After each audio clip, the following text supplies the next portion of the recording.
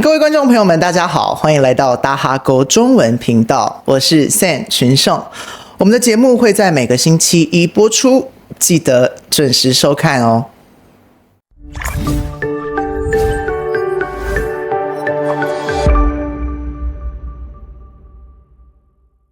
在学习中文的时候，有没有学过代沟这个词呢？今天我们就要来聊一聊代沟，想聊聊那条看不见却总是存在的代沟。有的时候啊，我们只是想被懂，可是父母总觉得我们在顶嘴。这代沟啊，谁没卡过？今天我们就邀请到 Andrew 来跟我们一起聊聊这样子的话题。欢迎 Andrew。Hello， 大家好，我是 Andrew， 来越南3年，金融业，谢谢。OK， 哇，现在介绍都这么简短。对，好，你自己跟父母会有代沟的问题吗？小时候一定有啊，现在反而还好，现在蛮顺的。青少年叛逆期的时候有吗？啊，必须要的，必须要的。那你是一个会试着去解释的人，还是你就说好吧，我不想说了？好像是我就做我的，然后他们讲他们的，我比较不会去做一个正面的沟通。哦 ，OK， 那现在呢？如果你跟你的下属或是你的老板之间有代沟，你是会去解释的吧？看状况，因为有些东西其实不一样的东西都是来自于生活背景、成长背景。那年龄上面的差距，其实就会造就很多不一样的想法跟观念。那这个东西并不是说，我说一两句，这东西就会改变的。那我觉得比较多的时候是 ，OK， 我先聆听他的想法，我也试着表达我的想法。那至于最后的结果是怎么样，我就会比较释怀，并不会有太多的情绪在这个里面。那如果对比可能5年前、6年前的自己，你是一个会据理力争的人吗？我觉得以前年轻的时候比较会这样子。哦，所以是随着年纪才会觉得说坦然。对，坦然。然后第二个是是说你会在这个过程中，你会更了解说，其实真的每个人都不一样。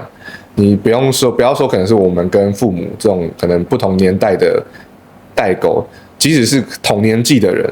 你在可能不同的国家生活、不同的文化，或是不同的生活环境、成长背景，其实也都还是会产生代沟。所以在这个过程比较多的是，你会学习尊重更多跟你不一样想法的人，然后去聆听、去接受，然后让两个人的关系是可以在一个平衡的状态下。所以就像妥协这样子，对吗？我觉得，妥协吗？我觉得比较多的是接纳跟包容，在文化差异或者是在所谓的代沟上面。OK， 有没有试着跟自己的父母坦诚过心里话？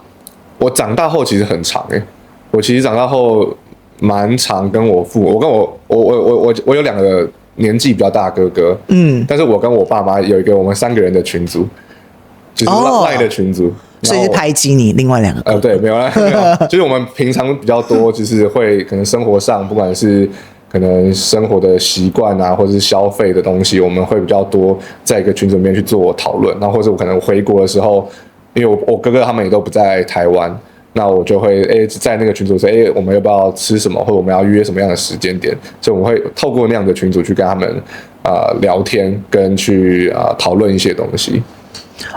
所以对比可能青少年时候的自己，现在比较常跟父母对，尤其是来到海外之后，因为可能接触的时间又更少了，其实你会更珍惜跟他们相处的时间。所以在很多时候，即使你有很多的意见不一样，或是有冲突，你也会觉得说，好像就是见一次也不用这样子。那有没有什么样的方式可以叫什么大事化小，小事化无？因为可以相处的时间其实也没有很多。OK， 那有的父母，我相信在看我们节目的观众朋友们，我想也有些是父母，有些是孩子。那有些父母常常觉得他们是对的，他们有经验。那孩子就会认为说，我觉得我自己更了解现代社会啊，我觉得我的想法是很新颖的。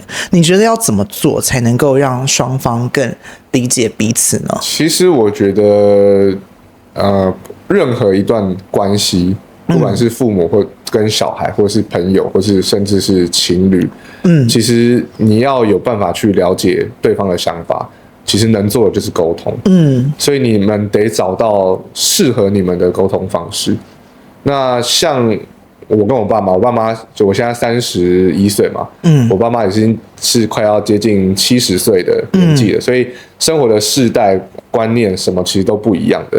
那现在也就是日新月异，科技发展的很快。那我能做的就是我尽量把我知道或我所处这个时代发生的事情变化分享给他们，让他们试着去了解。那当然，我也是透过可能跟他们聊天，聊他们以前年轻的时候发生的事情，我会更了解为什么他会有这样的想法。所以透过这样的方式，我们会比较容易在一些议题或者一些事件上面的想法会慢慢的趋近于，不要说一致，但就会慢慢的接近。那在一个可以双方都可以接受的一个空间内，或是那要怎么，就是一个平衡点，其实两个人就会都是舒服的状态，所以同理心，沟通，很重要，没错，对，不要一昧的觉得自己是对的，所以，我想没有人是完美的啦，当然，那这些都是需要透过学习的，OK， 所以孩子要学会体谅父母，父母也应该要去试着理解孩子。OK， 你会想要跟你的父母说什么话吗？说什么话吗？应该是说，其实因为就像我讲，我长大后，尤其是来越南之后，其实就很常跟他们聊天。那基本上我平常在干嘛，他们都非常知道。那他们有时候就还是会关心一下，或是比如说我可能跟朋友去喝酒，他当然还是会。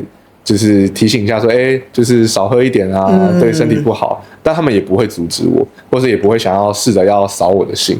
那他们就是做到他们自己觉得父母应该要做的事情。那我能做到就是我尽量不要让他们担心，我要控制好我自己的分寸。那这是一个时间的磨合的过程。当他们不阻止我，而我也都没有出什么样太大的事情的时候，他们也会慢慢放心。他就会愿意放手，所以其实我一直都还蛮感谢我爸妈，在我整个成长过程中，在任何事情上面都给我蛮大的空间。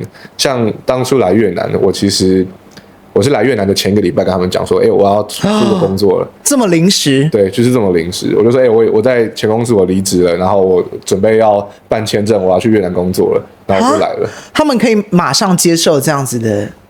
对啊，他们说，这么突然，我说对啊，我就想好就走。那他们也是支持，他觉得这个是你的人生，你可以做决定。那他们也觉得出国看看世界，或是换一个地方工作，也都是一个很好的体验。那当然，他们也有问我说，为什么你想要？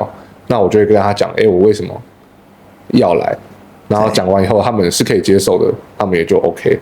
哇 ，OK， 所以真的是沟通真的很重要。没错，如果我们先设想一下，如果那时候你的父母坚决反对，他说不行，我觉得不够安全，那你还会来吗？